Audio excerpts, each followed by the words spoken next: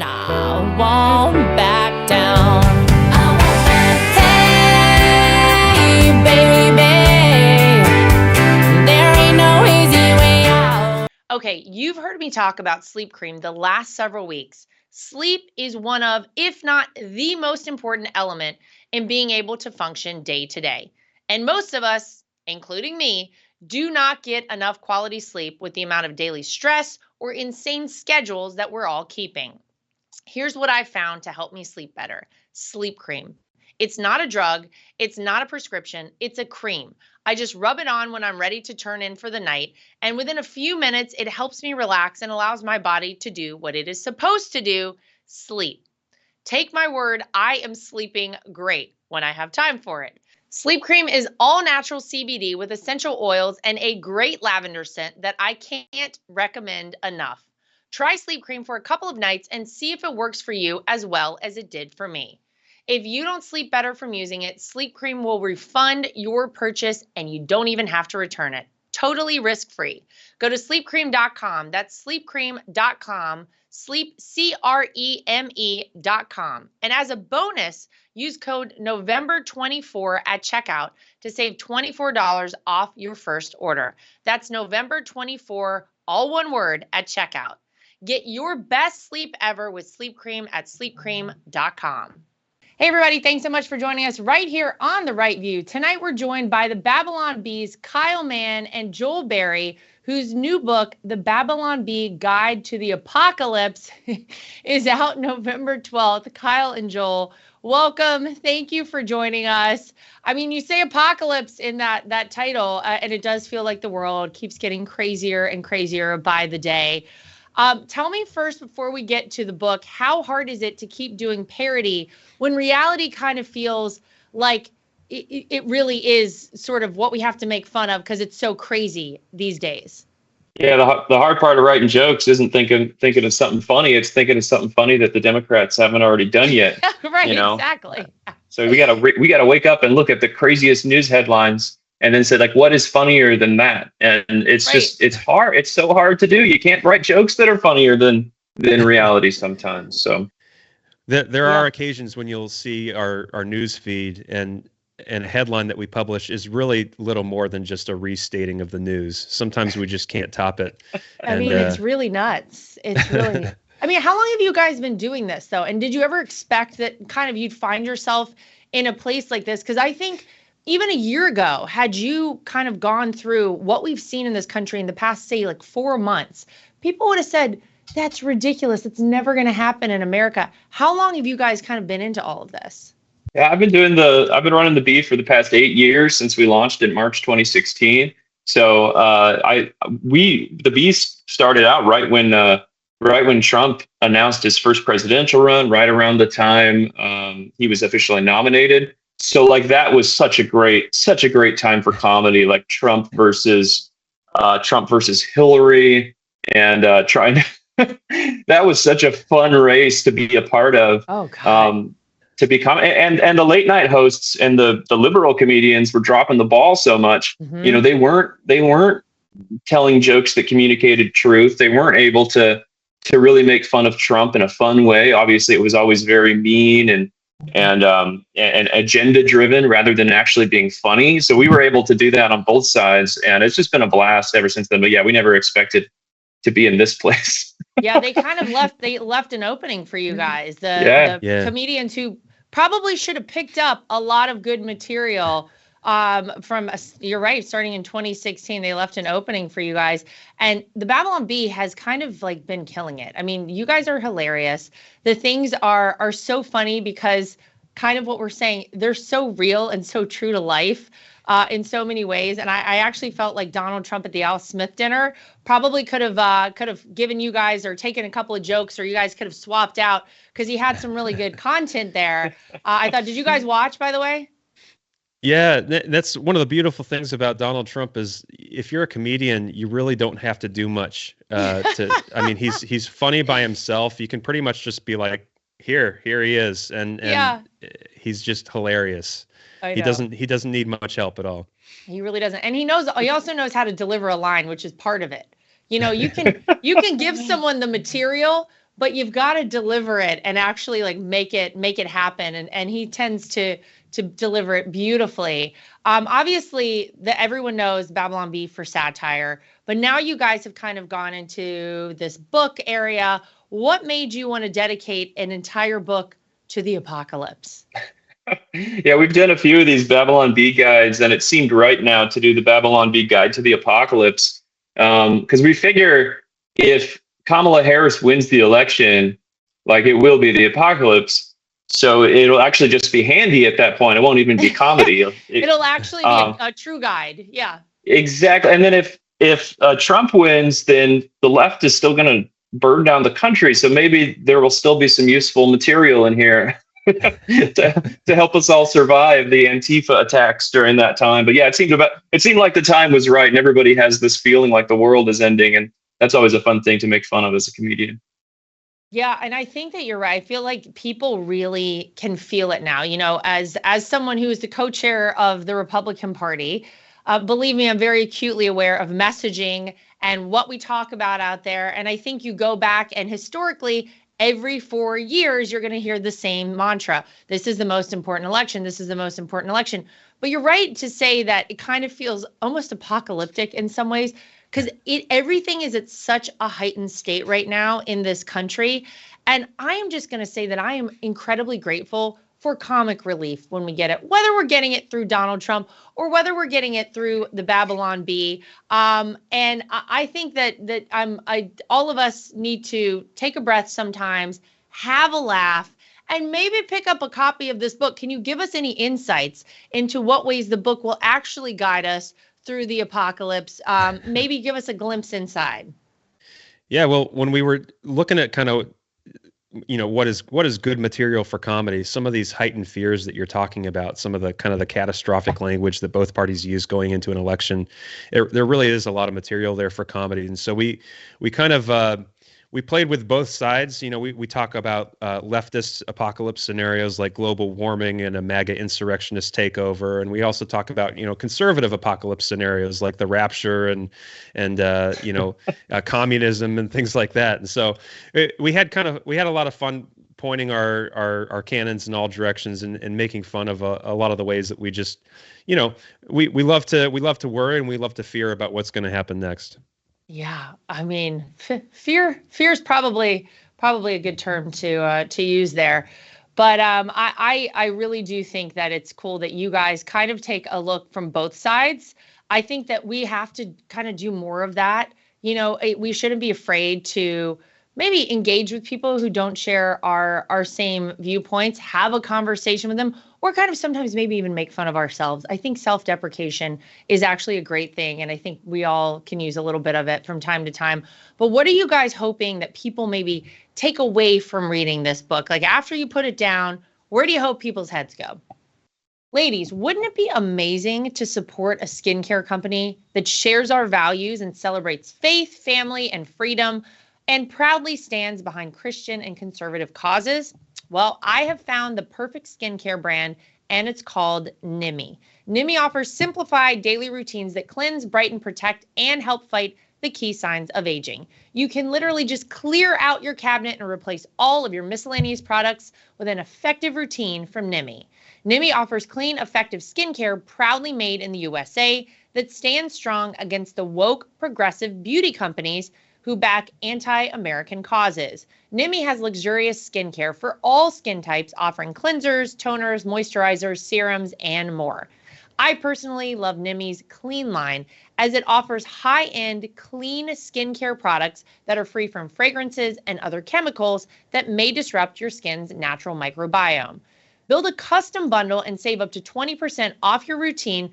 Plus, use code LARA, L-A-R-A, for an additional 15% off. Visit NimiSkincare.com, that's N-I-M-I skincare.com, to elevate your routine with America's skincare company, or click the link below in the bio to save big on your order using code LARA today for a discount of 15%. FDN firefighter Daniel Foley assisted in rescue and recovery efforts at Ground Zero. But Daniel couldn't have known then that his heroism would cost him his life more than 18 years later. His death, like so many others, resulted from 9/11 related illnesses caused by the toxic dust that formed when the Twin Towers collapsed. Victims and first responders are still suffering and dying from 9/11. Yet children in this nation are growing up unaware of America's darkest day. The Tunnel to Towers 9/11 Institute is helping educators teach children about 9/11. Tunnel to Towers 9/11 curriculum units have scripted lessons, background for teachers, and activities for students. They're based on first-person accounts and designed to meet many academic standards. The 9/11 Institute offers the Discovering Heroes book series, a speakers bureau, a mobile exhibit with 9/11 artifacts, and memorial scholarships for the children of the Foundation's program recipients. Help our nation keep its promise to never forget.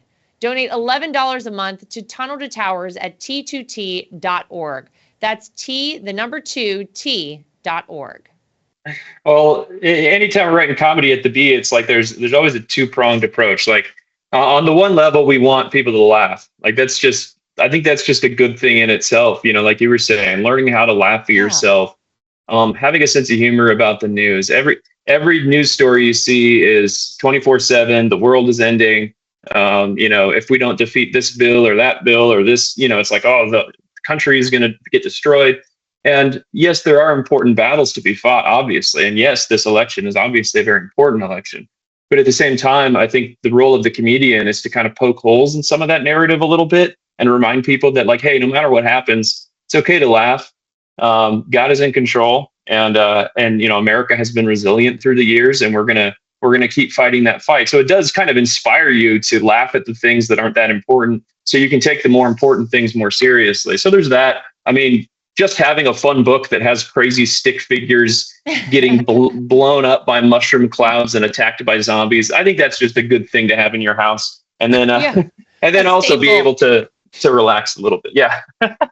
I will say, this is probably the stupidest book we've ever written. So I think a great selling point. Put that on the cover. By yeah. the way, I feel like we need that right now. We just need, and I actually find this about myself. Look, I am so inundated. I think we all are. You can't escape politics right now. It is on, as you guys say, 24/7. We're just bombarded by this stuff.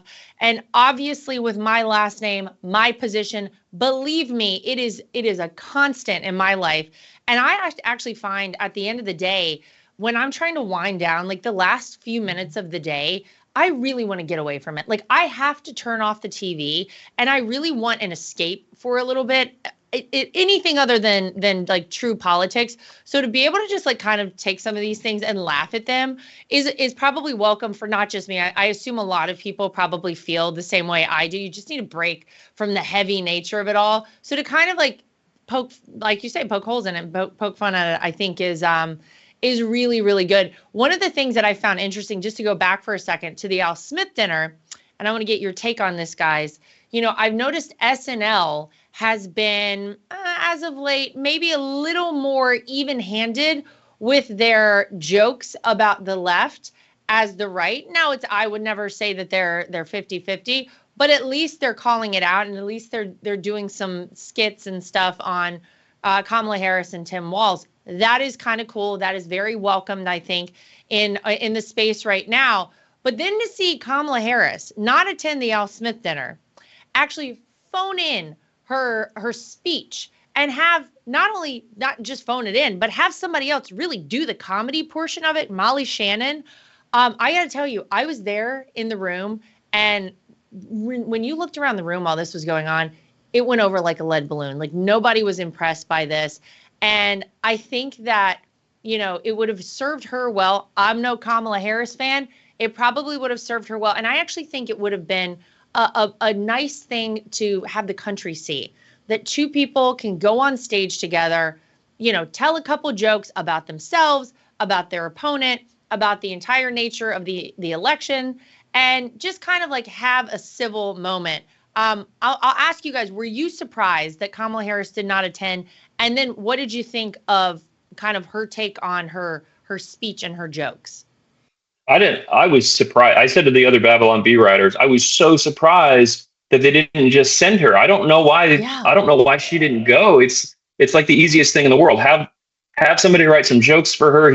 She can read them off note cards like Trump Right. did. And like even, Chuck Schumer was sitting there and you got that almost unifying message where he's talking to Chuck and he's ribbing Chuck quite a bit, quite a bit, and he's kind of like laughing and look like it. Comedy has a unifying power Yeah. in our nation, and that's what it's supposed to do, is bring you together. Like, remember the old days of Saturday Night Live and Johnny Carson? I'm a little too young for Johnny Carson, but older people tell me Same. about him. And I've heard of him. our grandparents told us about. No, but like these late night comics that would go up there and tell jokes about both sides. And you're right, Saturday Night Live. It's kind of funny. Saturday Night Live is like, oh, maybe Joe Biden's kind of funny now after 4 years, and maybe we can actually tell some jokes about him. I'm glad that they're boarding that train now. That after 4 years. But yeah, that's what comedy used to do. It was the easiest thing in the world for them to throw her up there, and I would have liked Kamala more. Right. Seeing her up there telling jokes about Trump. I can't believe they didn't do it. Yeah. It's humanizing, and that's kind of that's like the number one rule that the left has operated from this entire campaign, is that Trump must never ever be humanized. You must never see him as a human. You must hate him. And so the fact that she refused is kind of wild. And I also thought it was kind of interesting, considering the fact that the left has been calling Trump Hitler for years. You have this visual of suddenly they're all sitting down and laughing and having a drink with Hitler. So obviously they don't believe what they're even saying about Trump. Just all around, it was great. It was a great thing to see. And one of my favorite things actually was being in the audience and being able to see the entire dais. Like anyone who watched on TV, you obviously got the shot of Donald Trump. You got Chuck Schumer on his left. And you have the woman on his right who was sort of in charge of the dinner. But other than that, it was kind of hard. And I think Martha McCallum was sitting behind him, but you didn't see the rest of them. Let me tell you something. Directly in front of Donald Trump speaking was Bloomberg. And he was desperate to keep a stern face the whole time. I mean, I could tell he wanted to laugh. And I was like, just laugh. Come on, just say it's funny. It's funny. The lady sitting to the right of him, same thing. They were just like desperate to be just like, oh, we're such curmudgeons. We can't possibly laugh.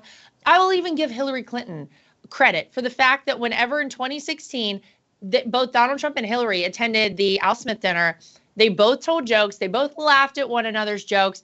And like, what a nice thing. What a humanizing thing to see. It was really funny that Michael Bloomberg was just like so strong. It was everything he could do just to not laugh at Donald Trump. I mean, wow. And then he ripped up a copy of the jokes at the end, like Nancy Pelosi did in the speech. Exactly.